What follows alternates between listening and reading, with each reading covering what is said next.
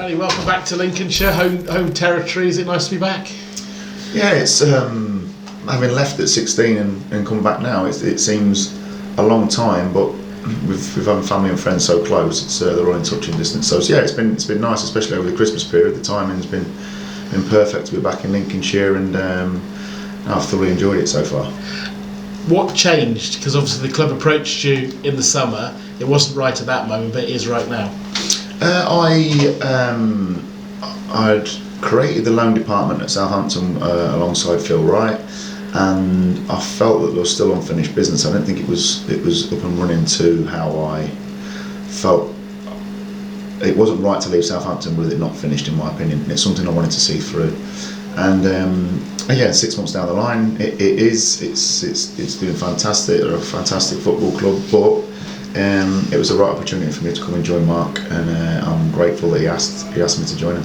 I was told as well that you came to a game early in the season as well, and were maybe taken aback by sort of the atmosphere. Yeah, I came to the first game of the season, and me and my wife had a little walk around the city, and it's different because you very rarely see it as a player or coach, the atmosphere, the build up to a game, and just nipping in Wetherspoons simply for the toilet and feeling the atmosphere and feeling the buzz around the city. It does make the hair stand up in the back of your neck, and it's certainly contributed to the decision wanting to be part of it. Yeah, a very different club to the one you'd have been aware of when you left at 16. It's changed a lot.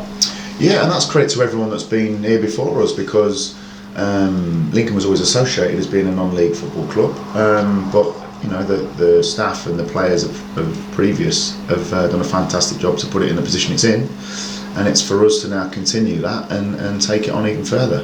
And the setup up here is a good one, isn't it?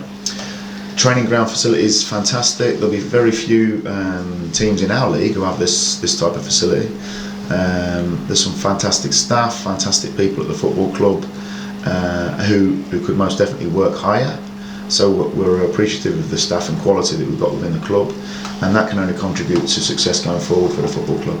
And how do you see your working relationship with Mark? Because clearly you're friends and you know each other. Are there strengths that one of you has and the other one has that sort of complement each other? And maybe so that I've probably had more experience at working at these levels. We're both from a development background, so we both show a keen interest in improving the players we have at our disposal and the young group that are coming through. So we're probably aligned on that level, but I think maybe my experience of being in and around League 1 and League 2 for longer than Mark probably helps support, along with Tom and Scott, the support around Mark that we can challenge and check what we're doing. You talked about the development background of both of you coming from that, and that's very much where Lincoln are, isn't it? Because of course you want to win games and be successful as a football team, but it's also about a Sean Rowan and making him a better player, or a Sam Long, those sorts of things as well.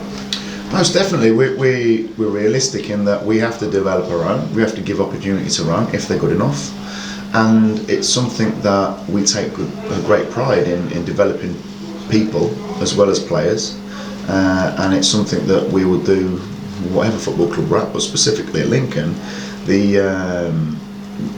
The fact that Sean Ryan's played as many minutes as he has is fantastic, but we want to improve him even more, so that if we don't manage to get out of League 1, people and players certainly do. So no, it's something we pride ourselves in, something we enjoy doing, and seeing people develop and become better people and better players. And it feels like all football clubs are margins. It's about trying to get something on the margin, but maybe the further down the pyramid, and when you come up against a Bolton and an Ipswich, Lincoln don't have the sort of budgets and the fan size that those clubs have, so it's about being on those margins and trying to be better at fitness, trying to be better at your coaching, I guess.